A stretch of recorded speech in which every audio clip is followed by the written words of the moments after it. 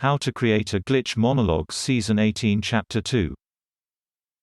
This is Season 18 of How to Create a Glitch in the Matrix Monologues Episode 2. In this episode, we will be elaborating on the last two episodes and bringing together concepts explained in a summary fashion. First of all, I would like to introduce four different forms of non-consensuality. These four forms describe most if not all of the various situations under which a non-consensual reality can develop.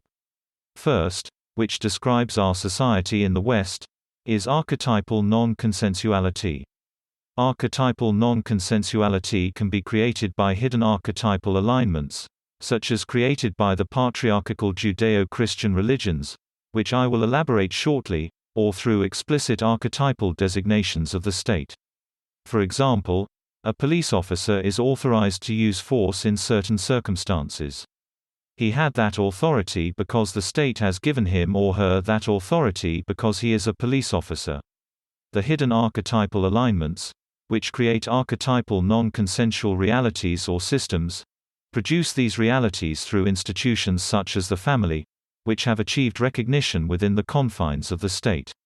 For example, in Christianity, the alignment of the Father and the Son, as in, the Father is in the Son and the Son is in the Father, create a union between Father and Son, which translates a spatial non-consensuality into an intergenerational territoriality.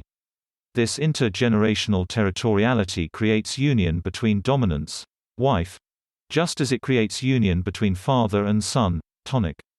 The next form is that of spatial non-consensuality, which is created by strength of physical force and physical territoriality. Individuals who utilize force can impose a non-consensual reality on others by virtue of the application or threat of force. States where this is common are called libertarian, totalitarian or anarchistic at various stages. The third form is consensual non-consensuality. This form is of layered consensuality, in that, each violation of conventionality, rather than producing a subsequent non-consensual reality, incorporates another level of non-consensuality into the consensual. Rather like a worm wiggling its way into the non-consensual layers of an exchange, the exchange is degenerative, producing increasingly aberrant behavior. This form describes states in the process of becoming totalitarian, in that they elect a totalitarian regime. The final form is called decontextual non-consensuality. In this form, the consciousness of an actor is sublimated through decontextualization, generating the decoupling of the tonic and dominant, and a corresponding uncoupled masculinity, which undermines archetypal and spatial non-consensuality. An example can be found in the exegesis or praxis of this podcast, the systemization of one's experiences. Finally, the first form of consensuality is consensual decontextuality. For an example of this, think of humor which decontextualizes, as in the last podcast.